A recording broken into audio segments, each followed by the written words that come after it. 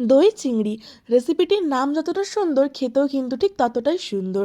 তো আজ দই চিংড়ির একেবারে পারফেক্ট একটা রেসিপি নিয়ে তোমাদের কাছে চলে এলাম। রেসিপিটি স্টেপ বাই স্টেপ দেখতে থাকো, তাহলে কিন্তু তোমরা খুবই ইজিলি এটা বানিয়ে ফেলতে পারবে। সবার প্রথমে এখানে নুন হলুদ মাখিয়ে রাখা চিংড়ি মাছগুলোকে আমি ভালো করে ভেজে নেব।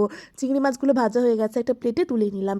এবার এখানে কড়াই ওই চিংড়ি মাছ ভাজা তেলের মধ্যে তেজপাতা, গোটা গরম মশলা, আদা রসুন পেঁয়াজ বাটা দিয়ে মশলাটাকে খুব ভালো করে কষিয়ে নিতে হবে।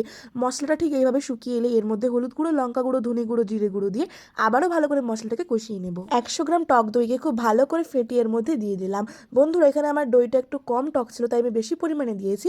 আপনাদের যদি দইটা একটু বেশি টক হয় তাহলে কিন্তু অল্প পরিমাণে দেবেন। যেহেতু নামটাই দই চিংড়ি, তাহলে কিন্তু এখানে দইয়ের পরিমাণটা একটু বেশিই থাকবে। আপনারাও চেষ্টা করবেন একটু ভালো দই ইউজ করার। সামান্য পরিমাণে জল দিয়ে ঢাকা দিয়ে রেখে দিয়েছিলাম। এবার এর মধ্যে ভেজে রাখা চিংড়ি মাছগুলো দিয়ে আবারও নেড়ে চেড়ে এর মধ্যে দিয়ে দিলাম গরম মশলা বাটা, আর দিয়ে দিলাম এখানে 1 চামচ পরিমাণে গাওয়া ঘি। তো এইখানে আমাদের দই চিংড়ি একেবারে রেডি। খেতে কিন্তু অসাধারণ হয়েছিল। অবশ্যই জানি না তোমাদের রেসিপিটি কেমন লাগলো।